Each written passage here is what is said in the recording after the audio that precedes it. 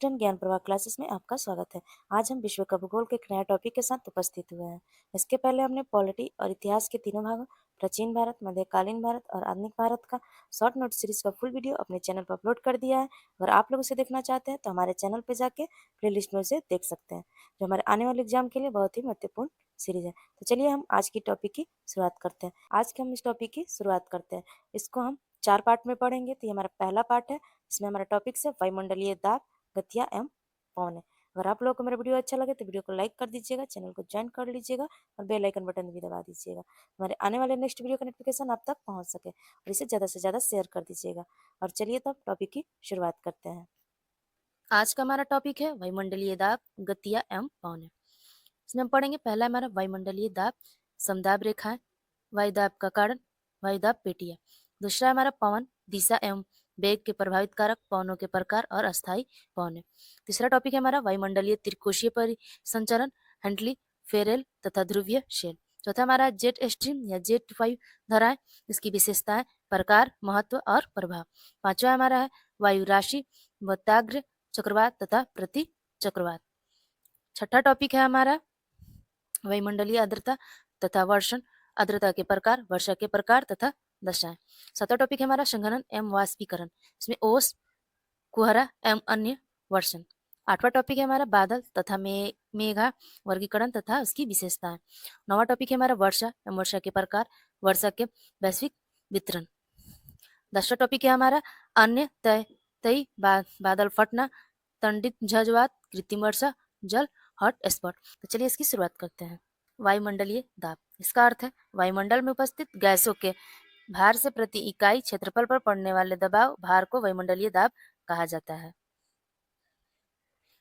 वायुदाब सागर तल पर सर्वाधिक होता है। वायुदाब बैरोमीटर से मापा जाता है। समुद्री तल पर औसत वायुमंडलीय दाब 1013 से 0.25 मिली बार होता है। पृथ्वी के गुरुत्वाकर्षण बल के कारण वायुमंडलीय दाब ऊंचाई में वृद्धि के साथ वायुदाब में गिरावट आती है। हवाएं उच्च वायुदाब में निम्न वायुदाब वाले क्षेत्रों की गतिमान होती है। क्षैतिज रूप में गतिशील इन हवाओं को पवन कहते हैं। अब हम पढ़ते हैं मौसम के सभी तत्व। मेघ, वर्षा, आंधी, पवन, तूफान, ये सभी वायुदाब द्वारा नियंत्रित होती है। नोट में हम पढ़ते हैं बैरोमीटर के पठ्यांक का तेजी से गिरना तूफानी मौसम का संकेत होता है। बैरोमीटर को पठ्यांक का पहले गिरना तथा पुनः धीरे धीरे गिरना वर्षा की स्थिति का घोतक होता है। बैरोमीटर के पठ्यांक का लगातार बढ़ना प्रति चक्रवाती अर्थात साफ मौसम का संकेत होता है। अब हम पढ़ते हैं समदाब रेखाएं के बारे में। इसमें वायु गर्म होने पर फैलती रहती है तथा ठंडे होने पर सिकुड़ती है। समान वायुदाब वाले स्थान को मिलाने वाली रेखाएं समदाब रेखाएं कहलाती है। जहाँ समदाब रेखाएं दूर दूर हो वहाँ दाब पूर्णता कम होता है। जहाँ समदाब रेखाएं पास पास हो वहाँ दाब पूर्णता ज्यादा होता है। नोट में हम पढ़ेंगे वायुदाब पूर्णता जितनी अधिक होगी पवनों की गति उतनी अधिक होगी। अब हम पढ़ते हैं वायुदाब का वितरण के बारे में। ये हमारे दो प्रकार का आता है। पहला हमारा वायुदाब का ऊर्ध्वावर्धन वितरण, जिसमें वायुदाब वायुमंडल में सीधे एक ही दर में होता है। दूसरा हमारा होता है वायुदाब का क्षैतिज वितरण। अब हम पढ़ते हैं ऊर्ध्वाधर लंबवत वितरण। ऊंचाई बढ़ने के साथ वायुदाब कम होते जाता है। समानता प्रत्येक 300 मीटर की ऊंचाई पर 34 मिलीबार कम हो जाता है। ऊर्ध्वावर्धन अपने क्षैतिज पवनों की तुलना में कम शक्तिशाली होती है। वायुदाब के आसपास वितरण के कारण ही मैदानी क्षेत्रों की अपेक्षा पर्वतों पर चावल पकाने में अधिक समय लगता है, क्योंकि निम्न वायुदाब के कारण पानी का क्वथनांक घट जाता है। ऊंचाई के कारण निम्न वायुदाब की स्थिति में वायु विरल हो जाती है, जिससे उसे ऑक्सीजन की मात्रा कम होने लगती है। इसलिए पर्वतारोही अपने साथ ऑक्सीजन सिलेंडर लेकर जाते हैं। अब हम पढ़ेंगे वायुदाब का क्षैतिज वितरण। भूमध्य रेखा के पास अधिक तापमान के कारण निम्न वायुदाब पाया जाता है। वायु के अवरोहण के कारण कर्क तथा मकर रेखा पर उच्च वायुदाब पाया जाता है। ध्रुवों के पास उच्च वायुदाब तापमान के अत्यंत कमी के कारण पाया जाता है। वायुदाब का क्षैतिज वितरण समदाब रेखाओं द्वारा अध्ययन किया जाता है। नोट में हम पढ़ेंगे सूर्य की किरणों के विस्थापन के साथ ये पेटियां विस्थापित होती रहती है। उत्तरी गोलार्ध में शीत ऋतु में वायुदाब पेटियां दक्षिण की ओर तथा ग्रीष्म ऋतु में उत्तर दिशा की ओर खिसक जाती है। वायुदाब पेटियों की आदर्श स्थिति केवल 21 मार्च बसंत विषु तथा 23 सितंबर शरद विषु के समय होती है, क्योंकि इस समय सूर्य विषुवत पर लंबवत होती है। अब हम पढ़ते हैं वायुदाब की पेटिया के बारे में। वायुदाब पेटिया की उत्पत्ति में तापमान के साथ पृथ्वी की घूर्णन गति का भी महत्वपूर्ण योगदान होता है। इस आधार पर ग्लोब पर 7 वायुदाब पेटियां पाई जाती हैं, जिसमें हमारा है 3 ताप जनित भूमध्य रेखीय निम्न वायुदाब, उत्तरी ध्रुवीय उच्च वायुदाब, दक्षिण ध्रुवीय उच्च वायुदाब, 4 गतिजन्य उपोष्ण कटिबंधीय उच्च वायुदाब पेटियां जो 2 गोलार्ध में होते हैं, और उपध्रुवीय निम्न वायुदाब ये दोनों गोलार्ध में होते हैं। आप लोग इस इमेज में इसे देख सकते हैं।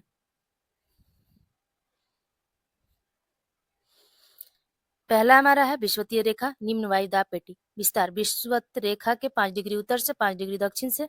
अब विशेषता है यहाँ निम्न वायुदाब पेटी ताजन्य होती है। यह पेटी यहाँ सूर्य की किरणें लंबवत होती है वर्ष भर।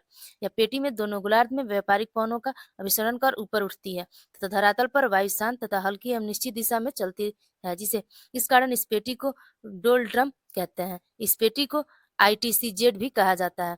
सूर्य के उत्तरायण तथा दक्षिणायन की स्थिति में इस पेटी का विस्थापन क्रमशः उत्तर तथा दक्षिण की ओर होता है। दूसरा हमारा उपोष्ण उच्च वायुदाब HP पेटी। विस्तार दोनों गोलार्ध में 30 डिग्री से 35 डिग्री अक्षांश के मध्य होता है। इसकी विशेषता इस पेटी का संबंध तर्जन्य न होकर पृथ्वी की दैनिक गति तथा वायु के अवतलन अवरोहण से संबंधित होता है। इसमें शीतकाल के 2 महीनों को छोड़कर वर्ष भर उच्च तापमान पाया जाता है। इस वायुदाब पेटी को अश्वक्षांश भी कहते हैं। तीसरा है हमारा उपध्रुवीय निम्न वायुदाब पेटी। इसका विस्तार दोनों गोलार्ध में 60 डिग्री से 65 डिग्री अक्षांश के मध्य होता है। यह गतिजन्य बेल्ट है क्योंकि पृथ्वी की घूर्णन गति के कारण इन अक्षांशों से वायु फैलकर स्थानांतरित हो जाती है, जिससे यहाँ निम्न वायुदाब LP पाया जाता है। यहाँ वर्ष भर कम तापमान होने के बावजूद यहाँ निम्न वायुदाब पाया जाता है। इसका कारण है पृथ्वी के घूर्णन गति। चौथा है हमारा ध्रुवीय उच्च वायुदाब पेटी। इसका विस्तार 80 डिग्री से 90 डिग्री ध्रुव पर इसका विस्तार 80 डिग्री से 90 डिग्री ध्रुवों पर के मध्य दोनों गोलार्ध में होता है। इसकी विशेषता यह एक तापजन्य वायुदाब पेटी है क्योंकि यहाँ कम तापमान के कारण उच्च वायुदाब पेटी पाया जाता है। इस पेटी में पवनें उपध्रुवीय निम्न वायुदाब पेटियों की ओर प्रभावित होती है। अब हम पढ़ते हैं पवनों के बारे में। इसका अर्थ है पृथ्वी के धरातल पर क्षैतिज रूप में गतिशील वायु को पवन कहते हैं। वायुमंडलीय दाब में भिन्नता के कारण वायु गतिमान होती है। पवन उच्च वायुदाब में निम्न वायुदाब की ओर प्रभावित होती है। पवनों का सीधा संबंध वायुदाब के अंतर में पाया जाता है। अब हम पढ़ेंगे पवनों की दिशा तथा वेगों में प्रभावित होने वाले कारक। दाब पूर्णता बल। पहला हमारा है दाब पूर्णता बल। पृथ्वी की सतह पर दाब में अंतर पाया जाता है। इस दाब में परिवर्तन दर दाब पूर्णता कहलाती है। इससे एक बल उत्पन्न होता है जिसे दाब पूर्णता बल कहते हैं। इसी बल के कारण पवन संचार होता है। दाब पूर्णता को समदाब रेखाएं की सहायता से व्यक्त किया जाता है। दाब पूर्णता अधिक हो जहाँ समदाब रेखाएं पास पास होगी, दाब पूर्णता कम होगी जहाँ समदाब रेखाएं दूर दूर होंगी। अब हम पढ़ेंगे दूसरा हमारा घर्षण बल। पृथ्वी की सतह पर धरातलीय विषमताओं के कारण घर्षण उत्पन्न होता है जो पवनों की गति को प्रभावित करती है। इसका प्रभाव धरातल के समीप 1 से 3 किलोमीटर की ऊंचाई तक अधिक होता है। तीसरा है हमारा कोरियलिस बल। पृथ्वी का अपने अक्ष पर घूर्णन के कारण पवन की दिशा प्रभावित होती है जिसे विक्षेपण कहते हैं तथा जिस बल के कारण दिशा प्रभावित होती है उसे कोरियलिस बल कहते हैं। वर्ष 1835 ईस्वी में फ्रांसीसी वैज्ञानिक गुस्टाव की डी कोरियलिस ने इस बल को प्रस्तुत किया था। इसी बल के कारण पवन उत्तरी गोलार्ध में दाहिनी तथा दक्षिण गोलार्ध में बाईं ओर मुड़ जाती है। यह बल ध्रुव पर सर्वाधिक तथा विषुवत रेखा पर उपस्थित होता है। यह बल दाब पूर्णता बल के समकोण पर कार्य करता है। वही दाब पूर्णता बल समदाब रेखाओं के समकोण पर होती है। दाब पूर्णता बल की उतनी अधिक होगी, पवनों का वेग उतना ही अधिक होगा और पवनों की दिशा में उतनी अधिक विक्षेपित होगी। विषुवत वृत्त पर कोरियलिस बल शून्य होने के कारण ही विषुवत वृत्त उष्णकटिबंधीय चक्रवात नहीं बनते हैं। अब हम पढ़ते हैं धरातलीय विषमता के बारे में। विषम धरातल के कारण पवनों की दिशा में परिवर्तन होता है। इसका उदाहरण है पवनों के मार्ग में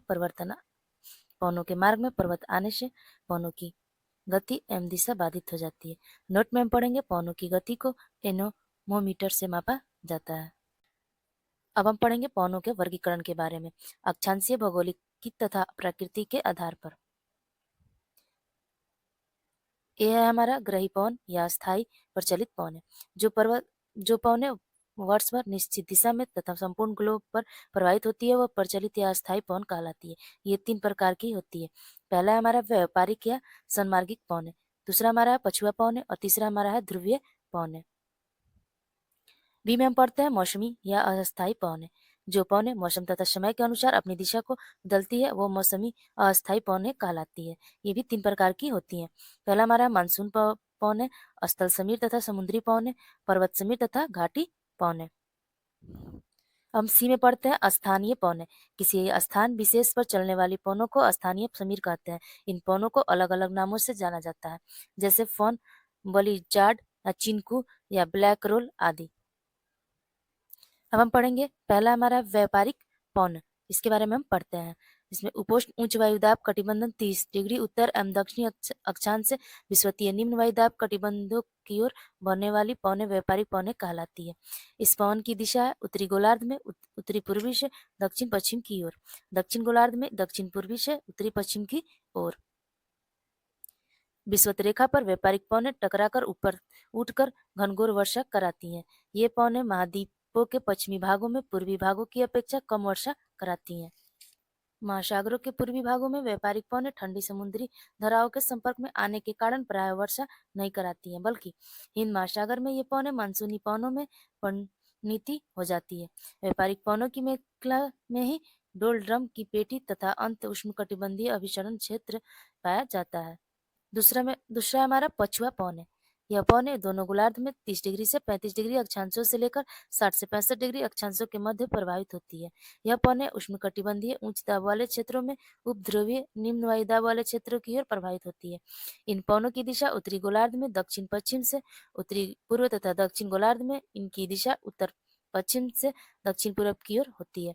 स्थलीय अवरोध के अभाव के कारण दक्षिण गोलार्ध में पछुआ पौनों का विकास 40 डिग्री से 65 डिग्री अक्षांश के मध्य वेग वेग ज्यादा और अस्थायी होता है।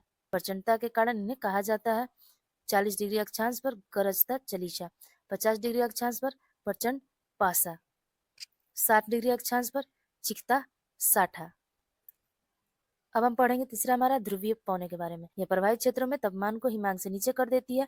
ध्रुवीय पवने पछुआ पवनों से मिलकर चक्रवात तथा प्रति चक्रवात वाताग्रहों का निर्माण करती है। यह पवने ध्रुवों से 90 डिग्री अक्षांश शीतोष्ण कटिबंध की तरह प्रभावित होती है। इसकी दिशा उत्तरी गोलार्ध में उत्तर पूर्व से दक्षिण पश्चिम तथा दक्षिण गोलार्ध में दक्षिण पश्चिम से उत्तर पश्चिम की ओर प्रभावित होता है। यह ध्रुवीय उच्च वायुदाब कटिबंध से उपध्रुवीय निम्न वायुदाब की ओर प्रभावित होती है।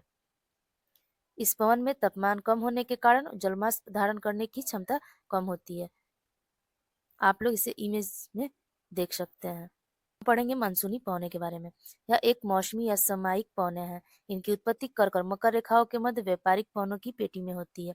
मानसूनी पवने ग्रीष्म ऋतु में 6 माह समुद्र से स्थल की ओर तथा शीत ऋतु में 6 माह स्थल के समुद्र की ओर चलती है। इनका सर्वाधिक विकास दक्षिण पूर्वी एशिया में होता है। इसका प्रमुख प्रभाव क्षेत्र है श्रीलंका, म्यांमार, भारत, पाकिस्तान, बांग्लादेश, अरब सागर, बंगाल की खाड़ी, दक्षिण चीन, जापान, उत्तरी ऑस्ट्रेलिया।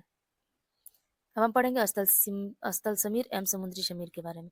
स्थल समीर रात में प्रभावित होती है। रात्रि के समय सागर तटीय क्षेत्र में स्थल से समुद्र की ओर चलने वाली दैनिक पवनों को स्थल समीर कहते हैं। रात्रि में स्थल भाग तीव्र विकिरण के कारण शीतलन के फलस्वरूप उच्च वायुदाब का तथा जलीय सतह अपेक्षाकृत निम्न वायुदाब का विकास होता है। इस प्रकार रात में स्थलीय एचपी से समुद्री निम्न वायुदाब एलपी की ओर पवन प्रभावित होने लगती है। पढ़ते हैं सागर और समुद्री समीर। समुद्री समीर दिन में ही प्रवाहित होती है। दिन में जल की अपेक्षा स्थल जल्दी गर्म हो जाती है, जिससे स्थल पर निम्न वायुदाब तथा सागर पर उच्च वायुदाब बना रहता है। इस तरह से समुद्री एचपी से स्थलीय निम्न वायुदाब की ओर पवन प्रभावित होती है। यहाँ पर हम लोग इमेज में से देख सकते हैं हमारा। अब हम पढ़ेंगे पर्वत एवं घाटी समीर के बारे में। पर्वत समीर यह मौसमी पवने हैं। रात्रि के समय पर्वतीय ढालों तथा ऊपरी भागों पर विकिरण द्वारा तापहार अधिक होता है, जिससे हवा ठंडी हो जाती है। ठंडी तथा भारी हवाएं ढालों के सहारे घाटियों में नीचे उतरती है। इन्हें पर्वतीय समीर कहते हैं। घाटी समीर दिन के समय पर्वतीय घाटियों के निचले भाग में अधिक तापमान के कारण हवाएं गर्म होकर पर्वतीय ढाल के सहारे ऊपर उठती है। इन्हें घाटी समीर कहते हैं। आप इमेज से इसे समझ सकते हैं। दिन का समय पवन पवन अमुमुख ढाल पर तापमान ज्यादा होना, घाटी समीर का अवरोह वायु के क्रम से ऊपर की ओर प्रवाह, बादल का निर्माण होना तथा वर्षा होना। रात के समय पर्वतीय समीर का अवरोहन, नीचे की ओर घाटी की ओर प्रभावित, तापीय विलोमन की स्थिति बनाना। अब हम पढ़ेंगे कुछ महत्वपूर्ण स्थानीय पवनों के बारे में। हमारे गर्म पवन है, ये हमारी ठंडी पवन। गर्म पवन है इसमें हम पढ़ते हैं गर्म पौने के बारे में, चिंकू, सतआना, ब्लैक रोल ये हमारे यूएसए में है। सिराको, खमसिन मिस्र में है। सिराको हमारा अफ्रीका में है। खमसिन मिस्र में है। हुबहू उत्तरी सूडान में है। हरमटन गिनी तट पर है। जोर्डान दक्षिण अमेरिका में है। योमा जापान में है। फॉन यूरोप में है। सिमुक अरब ईरान में है। बिग फिल्डर ऑस्ट्रेलिया में है। क्वीन बैंक इंडोनेशिया में है। और लू हमारा भारत में है। और नॉर्वेस्टर हमारे न्यूजीलैंड में है। ये हमारे सब गर्म पौने हैं। ठंडी हम ठंडे पौने के बारे में पढ़ते हैं, जिसमें बिलजार्ड, नादर, नाट ये यूएसए में है। और पापागोवा ये भी यूएसए में है। बुरान और पुरगा ये साइबेरिया में है। साउथ ब्रेस्टर, बिलीबिली, हमिश ये हमारे ऑस्ट्रेलिया में है। मिस्ट्रल, बोरा और जुरान ये हमारे यूरोप में है। फाइजेम, सुरजोन या पेम्पर ये हमारे दक्षिण अमेरिका में है। अब हम पढ़ते हैं पौने के कुछ महत्वपूर्ण फैक्ट के बारे में, जिसे चिनकू गर्म एवं शुष्क हवा, हिम भक्षी भी कहते हैं। रॉकी पर्वत की पूर्वी ढाल पर अवरोही पौने हैं। चारागाह तथा गेहूं की खेती के लिए उपयुक्त है। सतआना पौने गर्म एवं शुष्क या कैलिफोर्निया में प्रभावित होती है। इसे ज इसे डस्ट या डेविल कहा जाता है। जंगलों में आग लगने में ये प्रसिद्ध है। हरमटन पौने ये गिनी तट पर होती है। इसे डॉक्टर वाइन भी कहते हैं। सिएरा लियोन में इसे श्वेतों का कब्रगाह कहा जाता है। सिराको पौने सहारा रेगिस्तान के उत्तरी दिशा में भूमध्य सागर की ओर प्रवाह। यह गर्म एवं शुष्क तथा रेत से भरी होती है। धूल भरी तथा रेत के कण के कारण इस पौन को इटली में ब्लेंड रेन या रक्त वर्षा कहा जाता है। इसे मिस्र में खमसिन कहते हैं। लीबिया में घिबलिन कहते हैं और ट्यूनीशिया में चिली कहते हैं। अब हम पढ़ते हैं स्थानीय पौने के बारे में, जैसे हमारा हवा है और ये हमारा स्थान है। फॉन ये स्विट्जरलैंड या अल्प्स पर्वत पे होता है बहता है। फॉन या स्विट्जरलैंड अल्प्स पर्वत पे बहते हैं। जोंडा ये अर्जेंटीना में है। होरा इटली में। मस्ट्रल स्पेन फ्रांस या राइन घाटी में। खमसिन मिस्र में। चिनकू यूएसए में। हुबहू सूडान में। यामी जापान में। लवेश स्पेन में। बेक्र फिल्डर या ऑस्ट्रेलिया में। विलजॉर्ड में साइबेरिया यूएसए या कनाडा में। पपगयानो या मेक्सिको तट पर। बाइएज ये फ्रांस या ठंडी शुष्क होती है। पेपेरा अर्जेंटीना प्लस उरुग्वे में है। और ब्लैक रोल ये उत्तरी अमेरिका में है। और आप लोगों को मेरा वीडियो अच्छा लगा तो वीडियो को लाइक कर दीजिएगा और चैनल को ज्वाइन कर लीजिए।